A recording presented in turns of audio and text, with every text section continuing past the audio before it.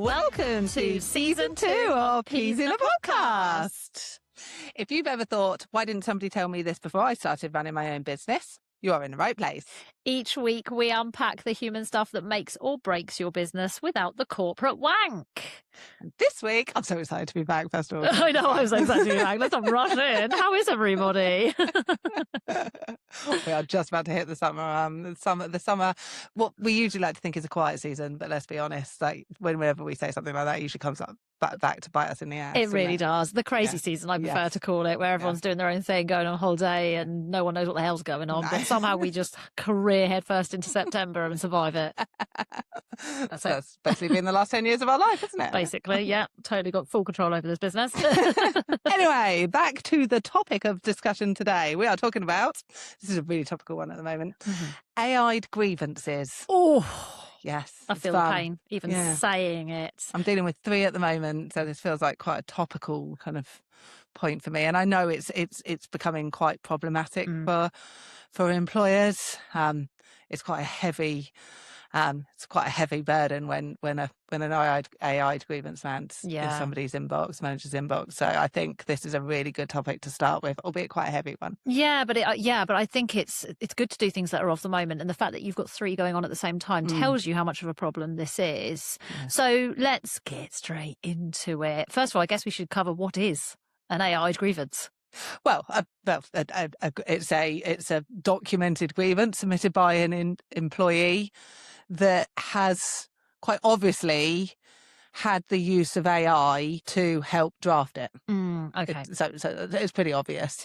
But I guess the better question is, how do we identify that? And again, that's quite obvious, but it's actually quite useful to kind of point out what some of those obvious things are, and probably less obvious indicators as well. Yeah. Okay. So this is about an employee who's become disgruntled. They want to put their complaint across, and they're doing it in writing, and they've used AI to do it.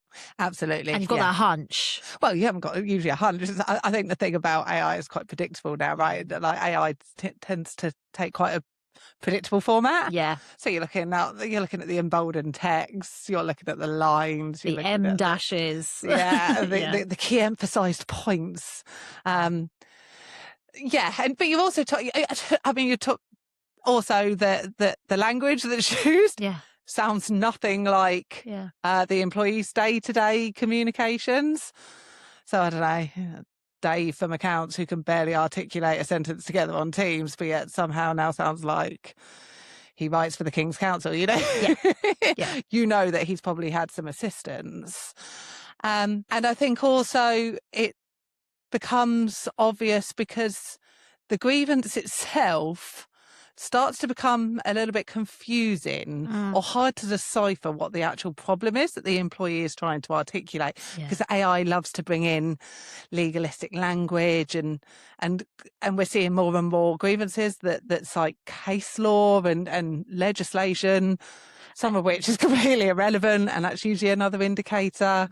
It's becoming a real issue, and they are some of the indicators that AI is at play in terms of assisting the employee. And I think we're starting to spot it more and more. Like, even you can't go on LinkedIn without seeing a range of nebulous, horrifically written, sort of generic content.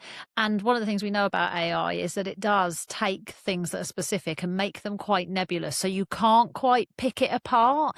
And that sounds to me like one of the most difficult challenges that you've then probably got as a manager. One, you've got this absolutely out of the blue, potentially written grievance that sounds nothing like the person that you know, that is confusing to read, that sounds really quite legalistic and heavy-handed, because that's probably the prompt that's been put in that's prompted somebody to in their moment of anger have AI support them to write this thing out, and it lands on your desk as a manager. I can only imagine, thankfully haven't been in the situation personally, the feeling of utter panic that can bring, because all of a sudden maybe you haven't even dealt with a normal grievance before, so perhaps you don't even have a good understanding of your own policies.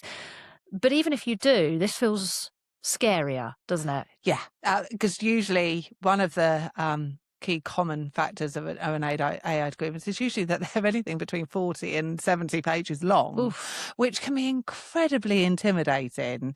And like I said, you add that to the level of legalistic terminology and things that's usually contained in there, and the acrimonious nature of it. It sounds scary to read, and a manager is automatically going to have that fear of dread rise inside them, and it's debilitating, and it's overwhelming, and it goes against what the purpose of a grievance process is there to do.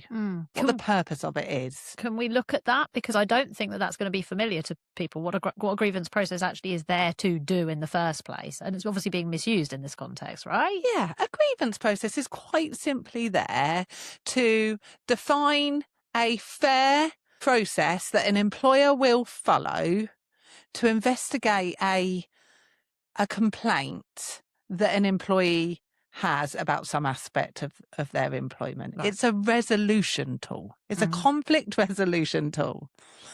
And the problem is we're seeing more and more AI grievances that clearly aren't aimed towards that outcome. And that then puts the relationship between the employer and employee on quite difficult grounds in terms of trying to find a way back with the employee to resolve it, to put right whatever has gone wrong, or to first investigate to see whether anything had gone wrong in the first place that the employer should take accountability for. So I think it comes back to me what the essence of the grievance is for, and the fact that AI grievances are starting to undermine the purpose of that particular policy. And I think it's going to happen more and more. Even if you think about in our personal lives, we do use AI as a tool to be able to raise complaints with companies. We use it to support us to write letters. But the misuse of AI in this way, I guess, one, from a manager's perspective, is scary, is debilitating, is disabling because of all the reasons you've just said. But it's something they're going to have to start to expect, I guess, especially if they're scaling their business through their people, that at some point you may find somebody that wants to raise a grievance. And if that, and we'll come on to this, but if that relationship isn't strong enough, or there isn't the psychological safety in place for that person to raise it in the proper channels, and we can talk about what those are, then they may feel driven to use this tool in this way. And then before you know it, you've found yourself in this situation. Yeah, and this is when it escalates much quicker than it's ever escalated before. So an employee historically has always used a grievance process to raise and formalise a complaint or a niggle that they just felt they weren't being heard previously about. Now we're seeing the problem with the use of AI inherently is that, as we all know, AI will tell you what you want to hear. Absolutely. So we're seeing in these complaints, these documented complaints, more and more references to case law. That almost implies through the tone and language that's used that the employee has quite a strong sense of confidence in what legal claim they might have. It gives a false sense of security to the employer. So what starts with a minor complaint, all of a sudden the employee will use AI or put it through AI for advice, and AI will tell them that all of a sudden they've got a $500,000 potential tribunal claim. And that's just not helpful in trying to get the employee back into the mindset of trying to resolve this problem to get their employment back on track and the relationship with the employer back on track. AI is just not helpful to that aim or to that cause. And by the sound of it, that confidence is totally misplaced in terms of how righteously aggrieved they feel. Great term. It has been heavily influenced by the answers that the AI has given them. And so they feel like they can confidently put this level of challenge into a grievance without caring about what the outcome could be, because actually it's like, put that in your pipe and smoke it. I'll just let that mic drop and wait and see what you do about it, employer. And it's having that effect. It absolutely is. And what's funny is when I then received that grievance on behalf of a retained client, I'm looking at it and I'm looking at the case law, and the case law either doesn't exist at all, it's completely fabricated, Amazing. or it does exist, but it's really old and it's not case law precedent, or it's not relevant. Because that's the thing about employment law, or any area of law, really. AI cannot interpret legal statutes. Mm-hmm. Only tribunals and legal courts can do that, right? So it can try and tell you what's written in statute in terms of what's black and white, but tribunal judges on a daily basis spend all of their time and skill set interpreting the grey. Yeah. And that's something that's so nuanced that AI does not have the capability to do. So as a result, yes, we get legal references and case law references that actually have no relevant bearing on what the actual complaint is, what the potential claim is that might sit behind it, and therefore just not help with helping start the process to work towards a resolution. Mm-hmm. So I guess for any manager, especially if it's in your own business, getting a grievance of any kind sucks. What we're saying is AI is putting that grievance on steroids. But actually, at its core, the overriding message that I picked up on there is that the grievance process is designed to reconcile or repair things as its overriding function. So say as a manager, you get one of these AI grievances, it sounds heavy, it sounds scary, it's nebulous, you're trying to work out what's what on your desk. What do they do? Yeah, okay. I think the first thing to say is to breathe, walk away, get a cup of tea. Going to make you angry. Yeah, I think it will. I think it's going to invoke a range of emotions: anger, intimidation, kind of a sickness feeling, just things that I hear from our clients. Yeah. And I totally get it. The problem is AI detracts from actually communicating the key issues so much that quite often these complaints don't bear any resemblance to what actually is going on for the employee. So an employer ends up just really, really confused. Yeah. So I can totally empathise by those types of immediate emotional reactions. So yeah, so taking a deep breath, walking away. I think it's important to get some advice, but I think, like I said, reminding yourself that of the key purpose of what a grievance process is there to do, and that the only way that grievance process is going to be able to achieve that purpose, to resolve the problem, is if both parties, both the employer and the employee, engage in it in a really constructive way. This is not a law court. Managers and business owners are not expected to be employment law solicitors. They're expected to follow a reasonable and fair process to address and try and resolve the problem. Yeah. And they're not going to be able to do that if an employee's mindset is, I want 500k out of you, otherwise I'm going to claim constructive dismissal. Yeah. And to be honest, tribunals don't have a lot of sympathy for that. Okay, that's when interesting. That's presented to them. So breathe, remind yourself of what the purpose of the grievance process is there to do, and bring it back to basics. So by that I mean you've got to try and decipher this 50, 60-page document. And I'm not sure I would use AI to do it, as tempting as that might be. It's really difficult, right? Because you can't reasonably expect it. I think there is an instinctive reaction on behalf of a manager or business owner to want to immediately start replying to every single point. Yeah, I completely. I think if you're incredulous and you're angry and you feel attacked, you are then placed into a position of, I must defend, because that's the polar opposite when you're under attack. So you are shuffled into that position of defense. From a psychology perspective, I would say take yourself out of the victim spot and avoid feeling compelled to dismantle this document point by point, because that for me feels like defence. I don't know, would you agree? Yeah, and that's not what you're being reasonably expected to do by way of your own process or by way of the corresponding ACAS code of practice that underpins most grievance policies and procedures. You're expected to spend a reasonable amount of time getting your head around what the key themes are or what the key issues are. And again, it might be tempting to use AI to put it through and obviously redact the information first, to try and summarise the key points. But the problem is, if the AI grievance in itself is nebulous and actually, and actually the points don't actually bear any type of resemblance to what the actual complaint is, AI, again, is just going to produce a summary of themes that, again, don't get to the root cause or don't help define what the actual complaint is about.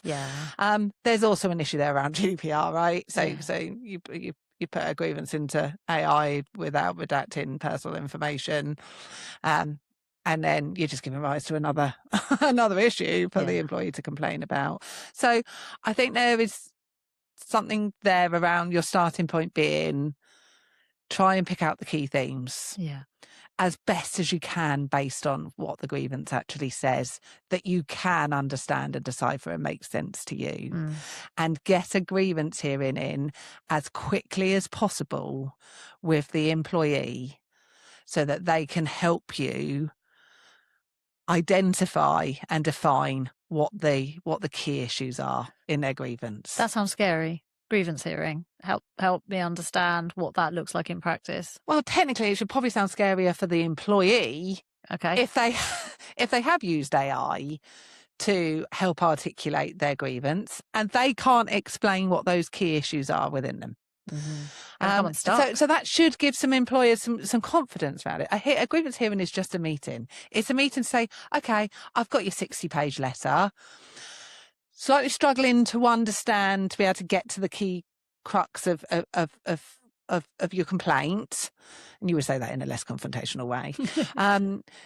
But I want to understand so I can investigate this and resolve it for you, because that's the key point of a grievance process.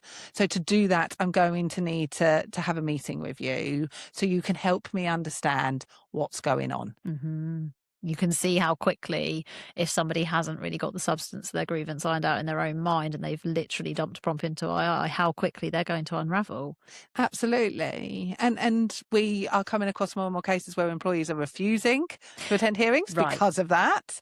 And they're saying things like, my legal advisor, ChatGPT, all right then, has advised me to keep everything in writing. And again, that's not conducive to trying to reach an informed resolution to this, where the employee feels like, or to even be able to, sorry, I've jumped one step ahead, to even be able to meaningfully investigate the issues. You can't define what the issues are in the first place. An employer doesn't stand a chance of investigating them, let alone then being able to make a decision on them and whether there is a resolution that needs to be put in place as a result. So they can reasonably expect an employee, unless there is some sort of genuine barrier or reason why an employee couldn't attend face-to-face, they can reasonably expect an employee to attend a hearing, to engage with the process, that part of the process, to help the employer understand what the key aspects of their complaint are. You made a really interesting point there that actually my legal advisor has advised me to keep everything in writing. And I can also imagine if somebody is going to be held accountable for having put this thing in writing, that they realise that in person they're not going to have time to bring ChatGPT in with them to be able to come up with the answers. They could also go down the route of, this is going to affect my health if I come to this meeting. What happens if the employee point blank refuses on the grounds that it's bad for them, or the grounds that they don't want to come, or the grounds that their legal advisor, if they don't engage with the process, is that a different conversation, or like that feels like a stalemate? I think there's a number of different things there that you would want to consider. I think refusing to come because you can't bring ChatGPT into the room would not be a valid reason not to engage in the process. And the ACAS Code of Practice can genuinely expect an employee to engage in that process, like I said. I think if there is a health reason or some other substantial reason that might impact an employee attending, then the employer would need to take that into account. But where at all possible, there are adjustments that can be made. It might be a virtual meeting. It might be that you relax the rules of your grievance policy and allow a personal companion to come into the virtual meeting with you as opposed to just a trade union rep or a colleague. And that's where it's useful to get some advice, because you're still attempting to engage the employee in that meeting in a way that overcomes any barriers that they might face to enable them to do that. So, yeah. I think the important thing that you said there was this isn't a court of law. So I would be feeling in this situation very vulnerable and very exposed. I would probably, if I were the founder manager in question, I would have already got help. I would have already called you to bring you into the room. I wouldn't feel comfy doing this on my own. And I think that's probably worth saying. But I think that point around, actually, this isn't your moment to prove or disprove. This is your moment to find out and get curious and try and park some of those very valid feelings that you have and exchange them for an open enough mind that this is still savable despite everything that's gone on and despite how you might feel, because that's the responsibility you've assumed under your policy to repair this and to be able to work with that person to do so. And that's all you have the control to do. The employer-employee relationship contractually is a two-way partnership. It's a symbiotic relationship that depends on both people coming together. So, yeah, we're working on what the employer effectively has control of, and all they have control of is their side of trying to resolve this matter and bringing the employee into that process and engaging with them to maximise the chances of being able to do that successfully. Meaningfully in line with their employer obligations, regardless of how they feel about it.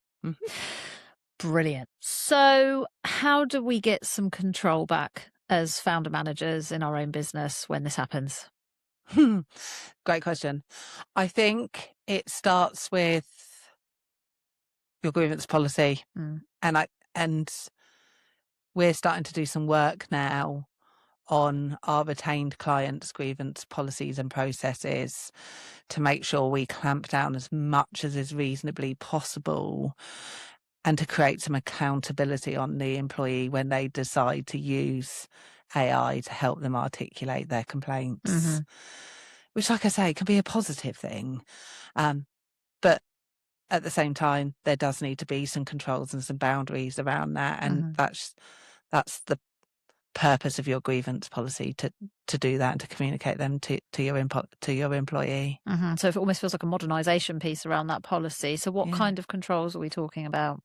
I think it's just little additions to put in there around, well, first of all, explicitly stating your right as an employer to summarise grievance points or key themes or key aspects of a complaint if they receive a lengthy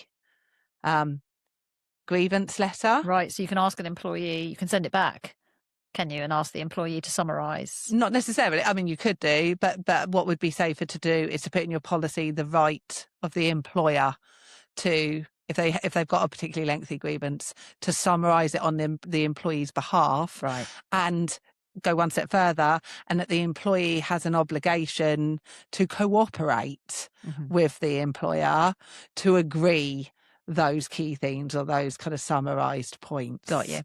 So that's a little bit of control back right there. Another addition that you could put in your policy is around that expectation, making really, really clear around your expectation that an employee attends a grievance hearing, again, to cooperate with that process of helping define what those key complaints are themselves, and that they will work with the employer to identify any reasonable adjustments needed to enable an employee to do that if there are obstacles in place. And there's something about putting a degree of accountability on an employee to verify that the contents of their grievance when they submit it are factually correct and are an accurate reflection of their key complaints.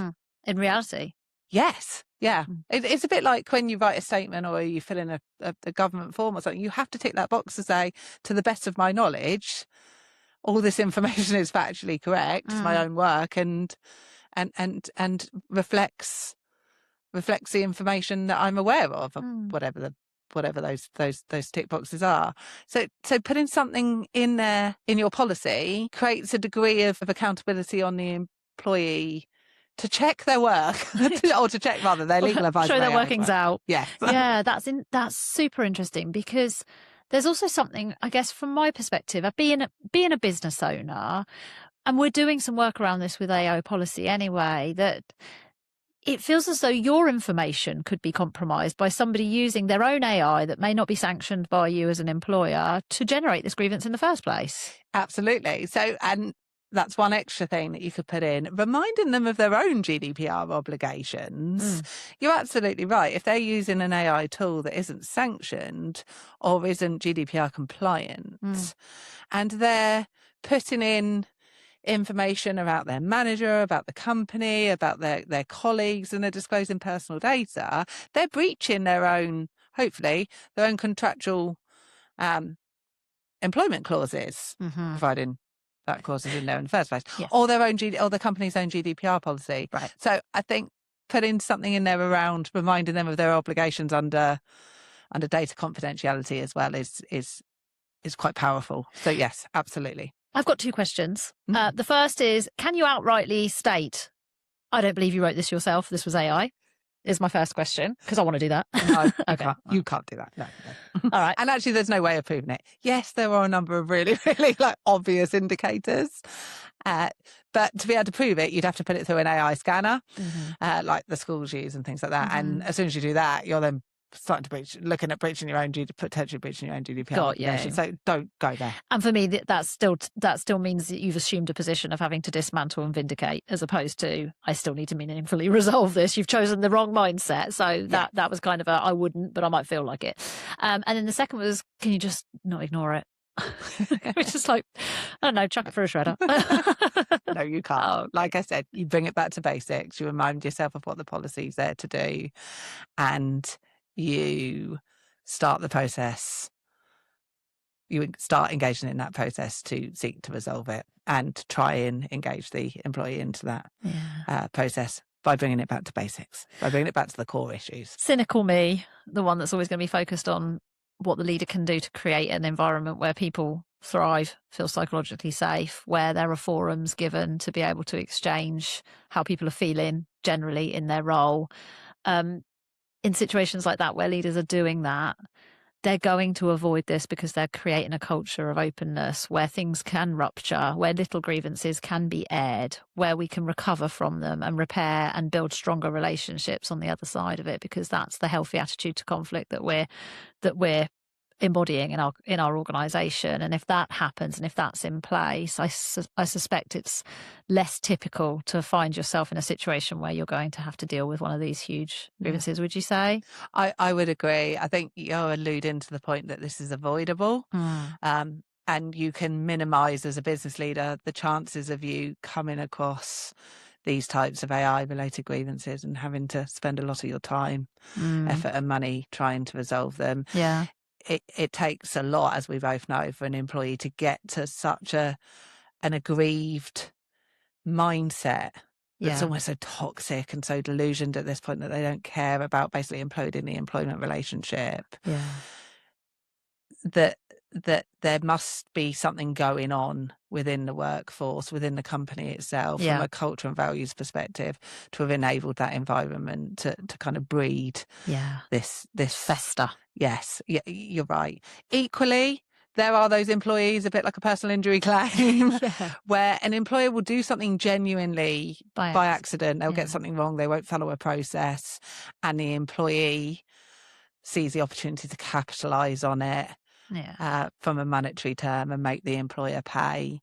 And I'm not sure of course, the employer has some degree of control around that in terms of understanding their employment law obligations to follow certain processes and to carry out things in the right way.